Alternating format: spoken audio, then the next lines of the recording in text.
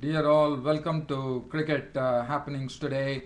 And in this part of the Cricket Happenings show, your host Ram, along with you, is going to look at what's making headlines as far as cricket news is concerned because we don't have any international matches today happening. So we have to wait. We know the third and final test between England and West Indies is there.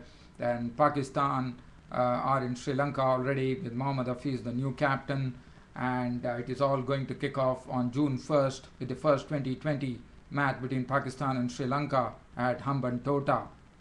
Now, so what I'm going to do in this part of this cricket show is basically I'm going to look at what are the news, which is cricket news coming in from all around the world, and then there's going to be a surprise for you, but I'm not going to talk about it right now. I will break it when I actually speak about it. So you'll all have to listen to go through the whole show here to know what is the surprise in store for you.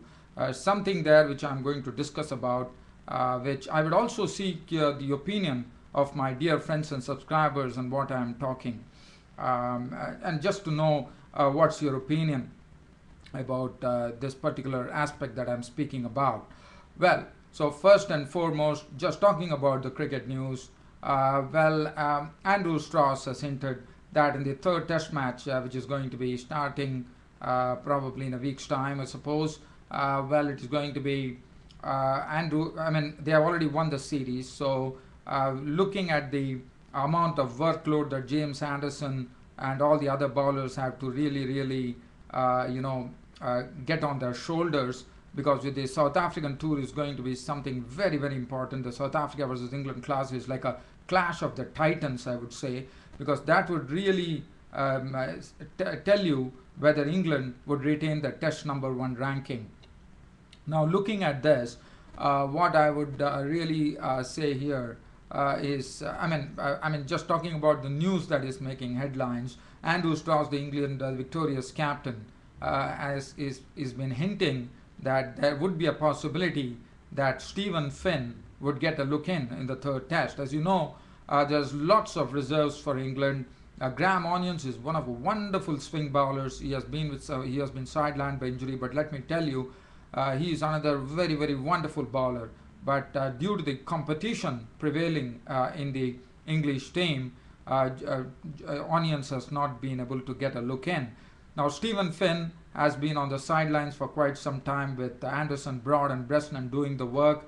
So that talks about healthy competition. And also Chris Tremlett, who did very well against Australia and India, is such a bowler, pacey bowler, tall bowler. He is also being missed. I mean, you can just imagine the amount of reserve pace talent that England has in store. That's tremendous. So looking at that, Andrew Strauss has hinted that Stephen Finn might come in the place of James Anderson, who might be rested probably. And so that is something, I think that's a wise move according to me, because with South Africa is going to be something where England would need all their players to be fit. And if that is the case, then we would have a real full strength battle happening between England and South Africa, which everyone, the whole world is waiting for that England-South Africa clash to happen. So that is some news. And Kolkata Knight Riders received a warm welcome when they reached Kolkata today. They were in a van, a big procession. The crowds cheered them. Nothing much to talk about the IPL. The IPL is done and dusted, as you know. And the other thing that I would like to talk about, let's talk about Sunil Narine. Now, one of the questions that is making headlines after Sunil Narine was named man of the tournament. He has made big waves, and Kelvin Williams is the coach of Trinidad and Tobago, and he's the one who has coached Sunil Narine. He feels that Sunil Narine, if Sunil Narine is not to go in the way, because what is everyone's question is Sunil Narine, now he has already proved himself, and Kelvin Williams feels that he's definitely is a very good prospect now of even playing test matches, because definitely if he's going to play test matches, we are going to have the close cordon with the slips, forward shot like silly point, backward shot like silly mid-off, silly whatever you call it, all the close cordon hemming in. And if he's going to bowl those mesmerizing deliveries and the batsmen are going to find it difficult to pick, I think Sunil Narine will be a very difficult proposition. Not only should he be playing in 2020s, he should be playing in all the three formats of the game. well, he would definitely see him in action in England when he's a part of the one-day international series which is going to be played. Well, so but one has to really watch, because what happens is that whenever a bowler comes into the reckoning, or you call into the limelight, it so happens that batsmen find it difficult initially, as we know the case of Ajantha Mendis that happened, of Sri Lanka, who faded away. After that, now Ajantha Mendis is even struggling to. He's struggling there. The batsmen have really sorted him out with the carom ball. Now the carom ball, after Ajantha Mendis took it, Ravichandran Ashwin, the Indian bowler, has invented the. I mean, he has got the taken it from Ajantha Mendis leaf, take a leaf out of Ajantha Mendis book, and he has the carom ball. And Sunil Narine is something as a mesmerizing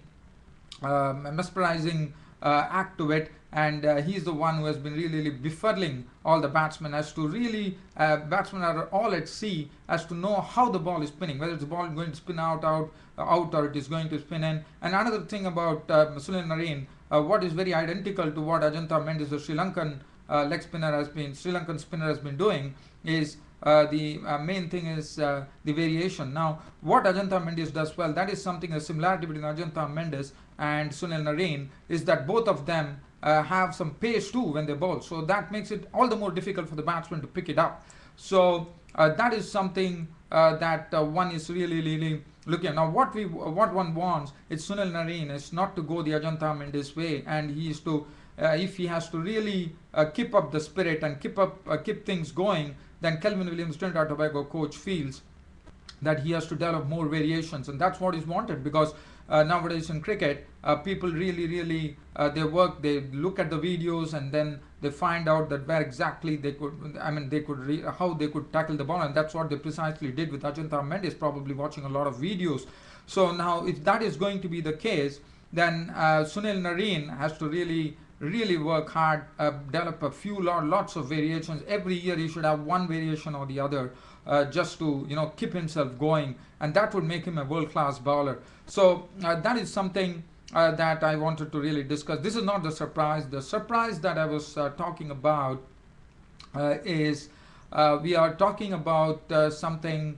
What I was just thinking about is that why don't we have, when I was just thinking about this. I don't know what you friends and subscribers feel about it.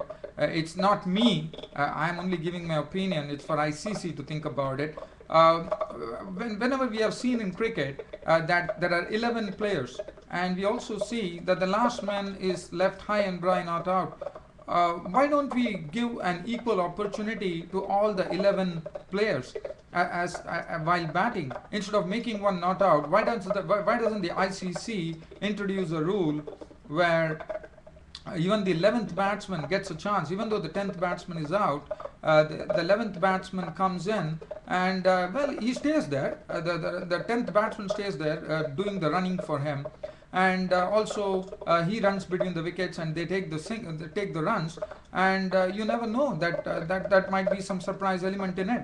And I feel it should be fair, because it's only 10 people playing, and the 11th person has to be left high and dry, not out. That is something. And even it could so happen that some of the matches where any of the person who is carrying the bat through the innings has the 11th batsman, and the 11th batsman gets out, and this person, who probably is left high and dry, not out on 98 or so, missing his century, would also get an opportunity to score a century, and probably he might play some very good strokes, and he might get things moving for them. You never know. This is such a scenario that I'm just projecting.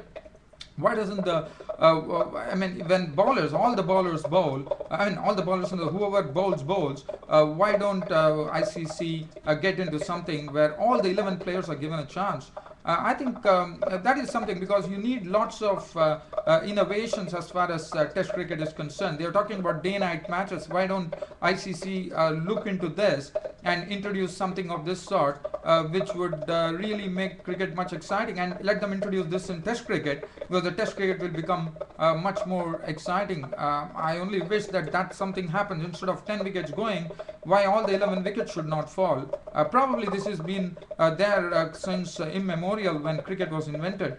But I tend to differ. I mean, just to what do you call, blow some magic into Test cricket and get the excitement piping in Test cricket.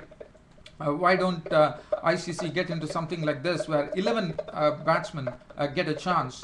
You never know, sometimes it so happens that a match is to be saved and the 11th batsman go out, but when the 10th batsman is there, he can still win the match for the team.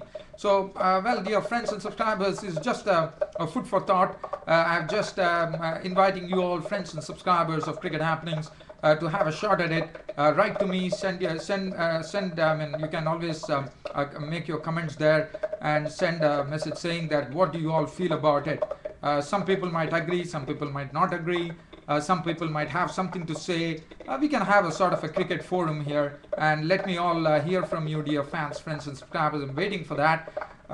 It's just something that I floated. Probably it makes sense, probably does not make sense, but I thought, I have a way of doing my Cricket Happenings where I keep the talk going, and I feel there should be active participation. You, dear friends and subscribers, have been a really a nice bunch of guys who has been supporting me on this Cricket Happening show. So why don't you come over and float in your comments, and let's see what you have to say, like what I had to say today.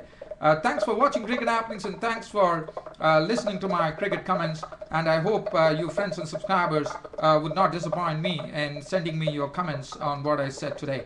Thanks for your company, and thanks for watching Cricket Happenings. See you all tomorrow. Waiting for your comments, dear friends and subscribers. Thank you.